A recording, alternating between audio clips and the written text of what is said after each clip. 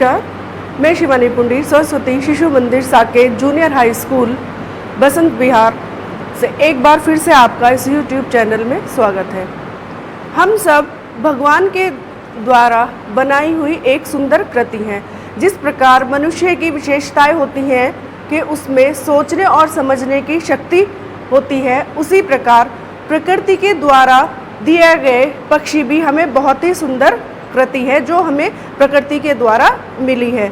जैसे मनुष्य की विशेषता है कि उसमें सोचने व समझने की शक्ति होती है, इसी प्रकार पक्षियों की भी अपनी विशेषता है उनके सुंदर पंख, और अपने सुंदर पंखों के द्वारा वो खुले आकाश में उड़ सकते हैं। हमारा आज का प्रकरण भी पक्षियों से ही संबंधित है। हमारा आज का प्रकरण है हम पंछी उन्मुक्त गगन के। हम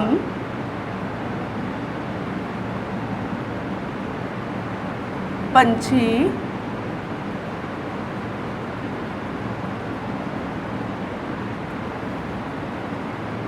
उन्मुक्त गगन के।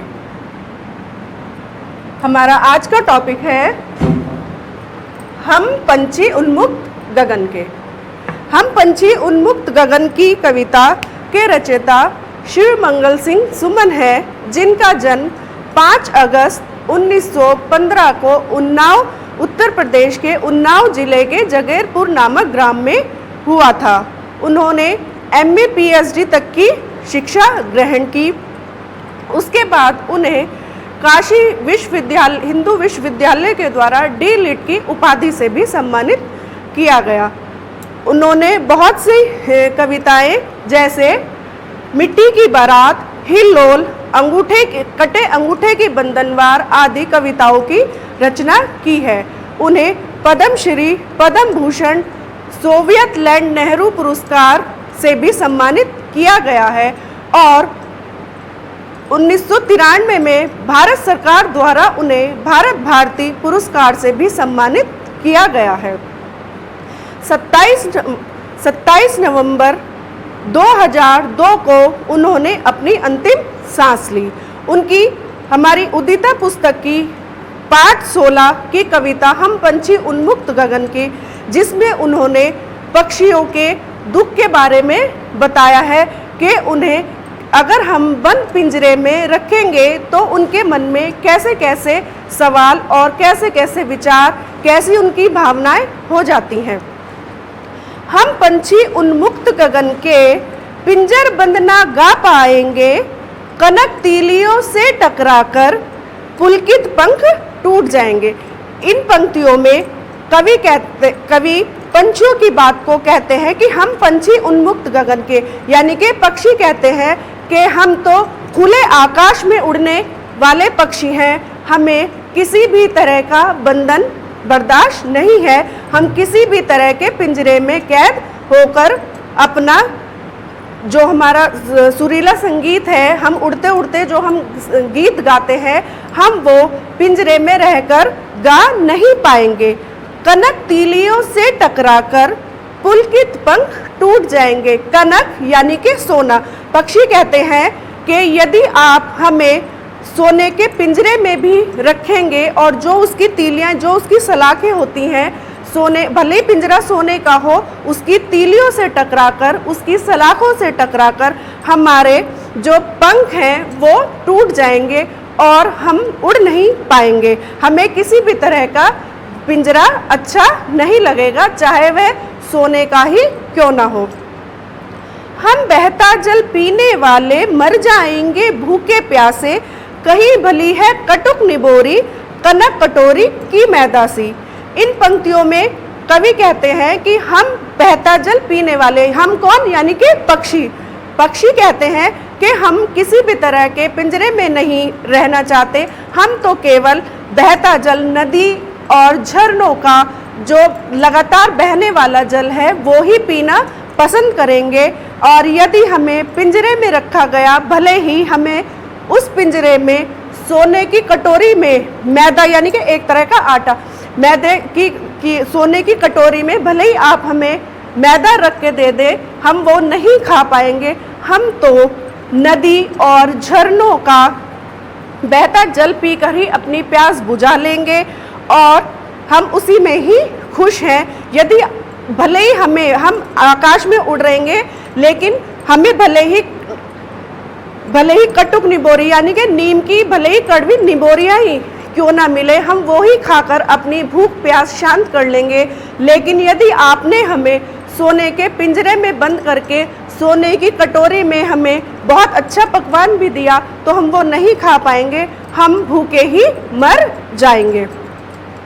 स्वर्ण श्रृंखला के बंधन में अपनी गति उड़ान सब भूले, बस सपनों में देख रहे हैं तरु की फुनगी पर के झूले। इन पंक्तियों में कवि ने बहुत ही मार्मिक तरीके से पक्षियों की व्यथा को कहा है। स्वर्ण श्रृंखला के बंधन में यानी कि सोने की जो पिंजरा है उसके बंधन में बंधकर पक्षी अपनी उड़ने की सभी कलाएं भूल चुके हैं। जो उनकी उड़ने की तेज गति थी उसको भी वो भूल चुके हैं और वो अब केवल सपनों में ही, जो केवल उन्हें सपने आते हैं, केवल वो सपनों में ही पेड़ की ऊंची टहनियों पर बैठना, उड़ना और उड़ते उड़ते अपनी तरह तरह की कलाएं और करतब आदि करना केवल सपनों में ही देख रहे हैं। वो सब अब वो नहीं कर पा रहे हैं क्योंकि वो पिंजरे में बंद हो गए हैं। वो सब चीज़ें अब वो सपनों में ही देख रहे हैं कि वो किस प्रकार पेड़ की ऊंची टहनियों पर झूला करते थे और पेड़ पर वो किस तरह अपने हवाओं में करतब दिखाया करते थे। ऐसे थे अरमान की उड़ते नील गगन की सीमा पाने, लाल किरण की चोंच खोल चुगते तारक अनार के दाने। पक्षियों का मन था कि वो उड़ते उड़ते आसमान के आखिरी छोर तक चले जाएं कि आसमान की कहाँ तक सीमा है वो उसे पाना चाहते थे और उस पार करते करते वो लाल किरण सी चोंच यानी कि जो उनकी लाल चोंच है उसमें वो जो आसमान में सितारे हैं उन्हें वो अनार के दानों की तरह चुगना चाहते हैं। वो खुले आकाश में उड़कर बहुत ही आनंद के साथ सितारों को अपनी लाल चोंच में अनार के दानों के समान चुगना चाहते हैं। होती सीमाहीन क्षितिज सी इन पंखों की होड़ा होड़ी, या तो क्षितिज मिलन बन जाता या तंती सांसों की डोरी। यहाँ पे कवि कहते हैं कि पक्षियों ने कहा है या तो सीमाहीन क्षितिज सी, हम इतना आगे तक जाते हैं, क्षितिज कहते हैं जहाँ पर आसमान और धरती मिलते हुए प्रतीत होते हैं। वो स्थान जहाँ पे हमें देखने में ऐसा लगता है कि धरती और आकाश का मिलन हो रहा है। होती सीमाहीन क्षितिज इन पंखों की, हम अपने पंखों से उड़ते उड़ते उस स्थान तक पहुँच जाते जहाँ पर धरती और आकाश उड़ते हुए हमें प्रतीत होते। या तो क्षितिज मिलन बन जाता और हम उड़ते उड़ते उसी स्थान पर पहुंच जाते जहां पर धरती और आकाश मिलते हुए प्रतीत हो जाते, या फिर हमारी सांसें मर जाते। नीड़ न दो चाहे टहनी का आश्रय छिन भिन कर डालो, लेकिन पंख दिए हैं तो आकुल उड़ान विगन में डालो। यहाँ पर पक्षी कहते हैं कि नीड़ न दो, चाहे हमारा जो घोंसला बनाते हैं, चाहे तो आप हमारा घोंसला तोड़ दीजिए, हमें पेड़ पर घोंसला ना बनाने दीजिए या पेड़ की किसी भी टहनी या शाखा पर अपना घर मत बनाने दीजिए, लेकिन यदि भगवान ने हमें पंख दिए हैं तो हमें आज़ाद ही रहने दो, हमें खुले आकाश में ही उड़ने दो। इन पंक्तियों से हमें पता लगता है कि पक्षियों में कितना दुख है कि वो पंख होते हुए भी उड़ नहीं पा रहे हैं और उन्हें कितनी वेदनाएं हैं। हम किसी भी तरह के बंधन में उन्हें नहीं रख सकते हैं, चाहे वह बंधन सोने का ही क्यों ना हो। इसी तरह इसमें कुछ कठिन शब्द आए हैं, जैसे कनक।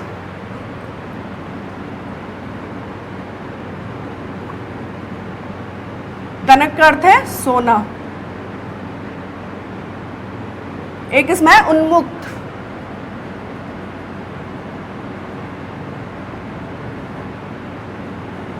उन्मुक्त यानी स्वतंत्र।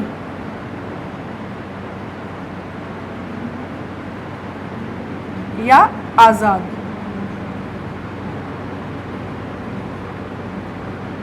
पक्षी हमेशा क्या रहना चाहते हैं? वो खुले आकाश में उन्मुक्त गगन यानी कि स्वतंत्र होकर उड़ना चाहते हैं। कनक यानी कि सोना, भले ही हम उन्हें सोने के पिंजरे में रखें या कनक कटोरी या सोने की कटोरी में उन्हें पकवान दें, लेकिन वो उसे बिल्कुल भी खाना या उसमें बंद होना नहीं चाहेंगे। वो केवल स्वतंत्र होकर खुले आकाश में उड़कर ही अपनी प्रसन्नता जाहिर कर पाएंगे। फिर इसमें आता है निबोरी।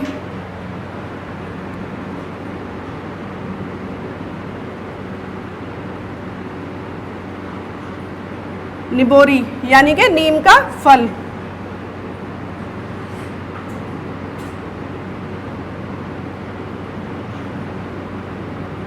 इसमें कही भली है कटुक निबोरी, यानी कि नीम जो होता है बहुत ही कड़वा होता है, लेकिन पक्षी खुले आकाश में उड़ने के साथ साथ उस कड़वे फल को भी खाना चाहते हैं, ना कि वो एक सोने के पिंजरे में बंद होकर सोने की कटोरी में खाना चाहते हैं। वो निबोरी नीम के कड़वे फल को भी खाकर खुश हैं, लेकिन वो किसी भी तरह अपने पंखों में बंधन नहीं चाहते हैं। फिर उसमें कटुक।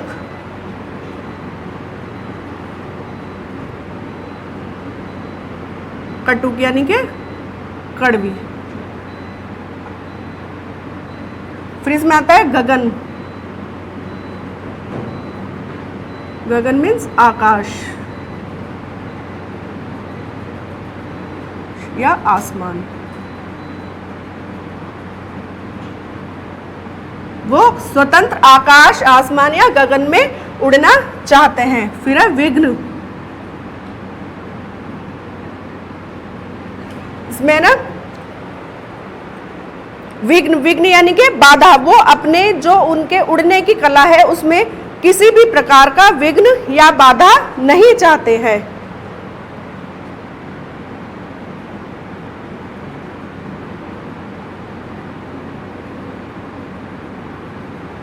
बाधा या संकट या रुकावट।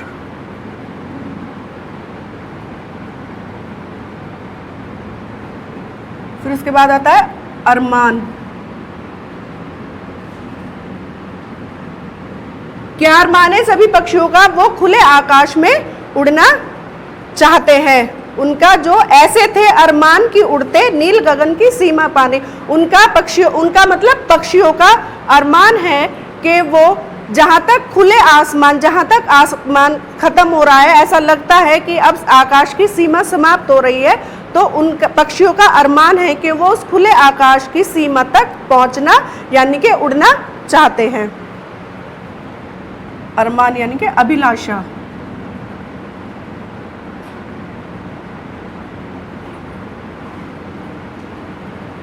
क्षितिज।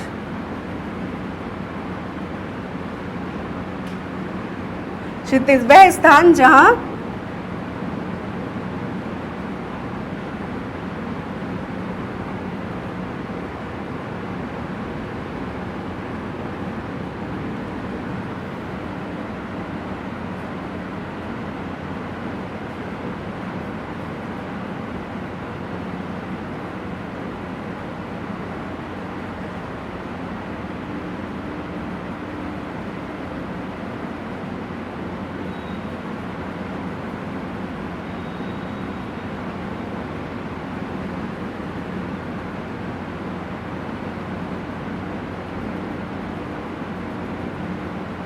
इसमें कुछ कठिन शब्द हैं जो आपको इस कविता को याद करने में आसानी होगी।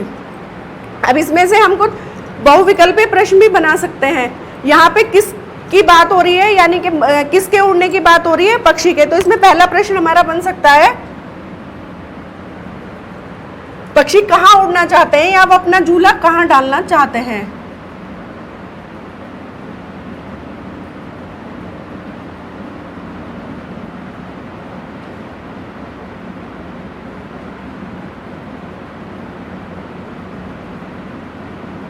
कहाँ डालते हैं?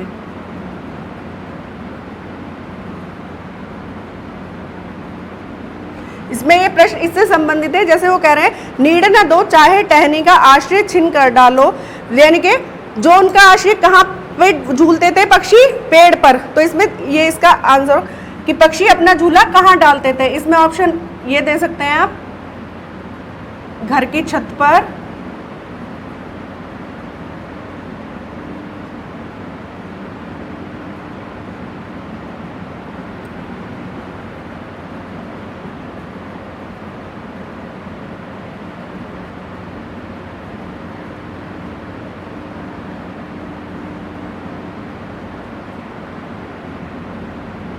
या पेड़ों की फुनगियों पर।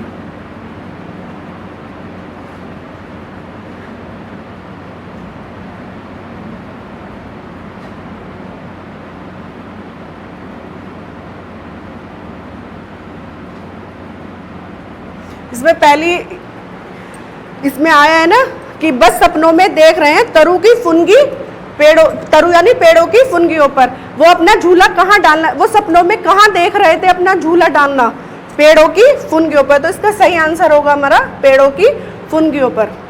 फिर इसमें पूछा है, इसमें कनक आया है, कनक तीलियों से टकराकर, और कनक शब्द का प्रयोग 2 बार हुआ है इस कविता में, कनक तीलियों से टकराकर या कनक कटोरी की मैदासी। तो इसमें कनक का क्या अर्थ है, इस कविता में कनक का क्या अर्थ है।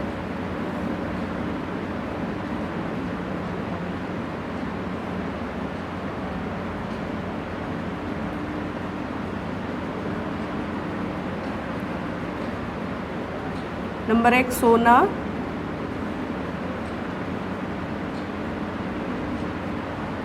कटोरी या गेहूं।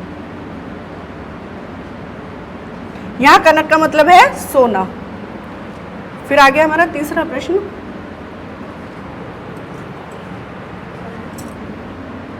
कवि ने जो ये कविता लिखी है ये किससे संबंधित है। ठीक है, इसका हमारा तीसरा प्रश्न बन सकता है, इस कविता में किसका वर्णन है।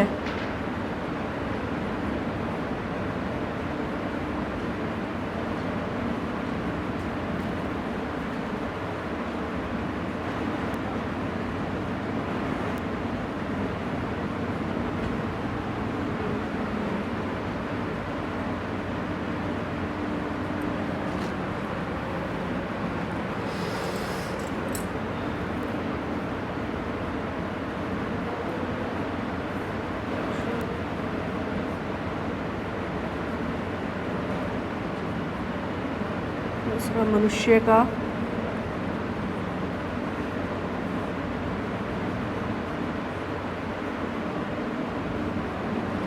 या पक्षियों का।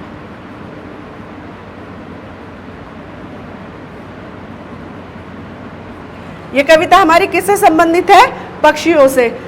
किस हम पंछी, शीर्षक से ही हमें पता लगता है हम पंछी उन्मुक्त गगन के, यानी कि ये कविता हमारी पक्षियों से संबंधित है, इसमें पक्षियों का वर्णन है। फिर इसमें आता है हम बहता जल पीने वाले मर जाएंगे भूखे प्यासे। इसमें हमारा प्रश्न बन सकता है पक्षी कहाँ का जल पीना पसंद करते हैं। ठीक है,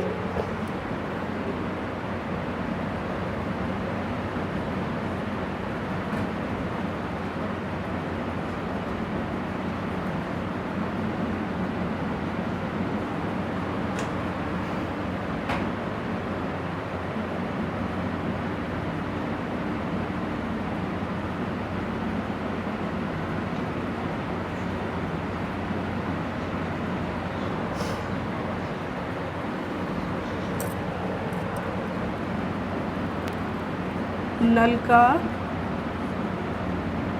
सोने की कटोरी का,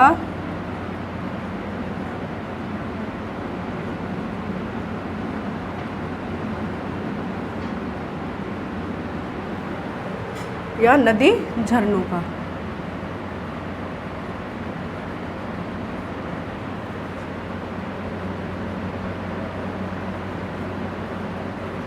पक्षियों ने कहा ना हम बहता जल पीने वाले, यानी कि पक्षी नदी झरनों का जल पीना पसंद करते हैं। एक प्रश्न हमारा ये भी बन सकता है इस कविता के रचयिता कौन है? क्योंकि याद करने में आपको आसानी हो जाएगी।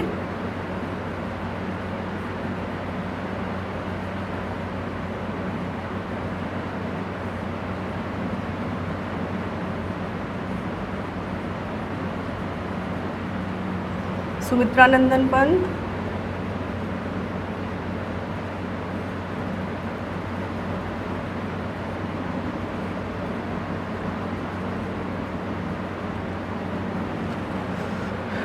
शिव प्रसाद,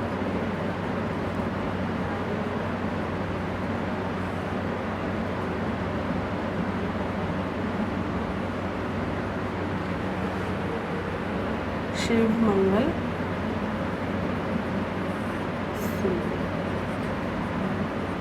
इस कविता के रचयिता है हमारे शिवमंगल सुमन। इस कविता से हमें यही पता लगता है कि कवि ने पक्षी के दुख की, जो उन्हें पिंजरे में बंद रहकर दुख प्राप्त हुआ है, उसकी बात कही है और पक्षियों ने अपना दुख बहुत ही मार्मिक तरीके से बताया है और उन्होंने कहा है कि हमें किसी भी प्रकार का बंधन नहीं अच्छा लगता है, चाहे वह बंधन सोने का ही क्यों ना हो, और लेकिन सोने के बंधन में भी वो खुश नहीं रह पाएंगे जितना वो खुश खुले आकाश में उड़कर अपनी खुशी, अपने कर्तव्य और अपने ऊंचे उड़कर पंखों के द्वारा वो खुश हो पाएंगे। और भले ही उन्हें नीम की कड़वा फल, निबोरी नीम के कड़वे फल को खाकर भी वो अपनी भूख प्यास शांत कर लेंगे, ना कि वो सोने की कटोरी में रखी हुई मैदा खाकर और वो बहते नदी झरनों का पानी पीकर ही अपनी प्यास बुझा लेंगे। भले ही उन्हें खुले आकाश में उड़ने दो, उन्हें जिस पेड़ पर वो रहते थे भले ही आप उसका आश्रय उन्हें मत दो, लेकिन उन्हें खुले आकाश में उड़ने दो। Thank you.